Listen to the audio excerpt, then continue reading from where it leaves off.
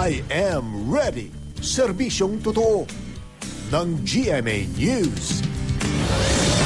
Bahagyabong pumagal ang bagyong Nina kaya posibleng mas matagal pa siya sa loob ng Philippine Area of Responsibility. Makibalita tayo muna sa ating resident meteorologist, ang ating ekspertong totoo, si Ginoong Nathaniel Cruz. Mangkani. May kuling namataan ng pag-asa si Typhoon Nina sa layong 1,000 kilometers dyan sa may silangan ng Apari, Cagayan. Taglay nito ngayon ang lakas ng hangin aabot ng 120 kilometers per hour near the center at bugsong 150 kilometers per hour. Kumikilos ito pakanluran sa bilis na 7 kilometers per hour.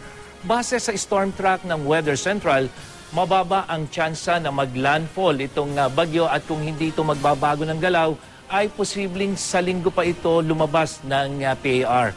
Dahil sa trough o extension ni Typhoon Nina, uulanin ang Southern Luzon, kabilang na itong Bicol Region, lalo na ang Legazpi.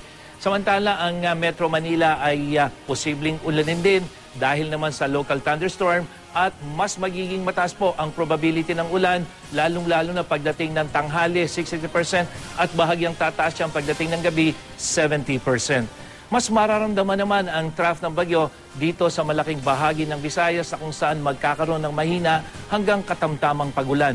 Maaliwalas naman ang panahon bukas sa Mindanao, pero meron ding mga pagulan lalong-lalo na dito sa may Zamboanga Peninsula.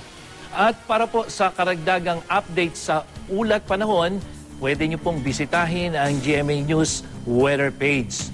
Dito ay pwede nyo masilip ang magiging lagay ng panahon sa mga susunod na oras at kahit po sa mga susunod pa na 5 araw man. At kahit po nasaan kayo, sa loob man o maging sa labas ng ating bansa, malalaman niyo po ang pinakahuling ulat sa magiging lagay ng panahon. Ako si Nathaniel Cruz para sa I Am Ready, serbisyong totoo ng GMA News. Maraming salamat, Mangkani.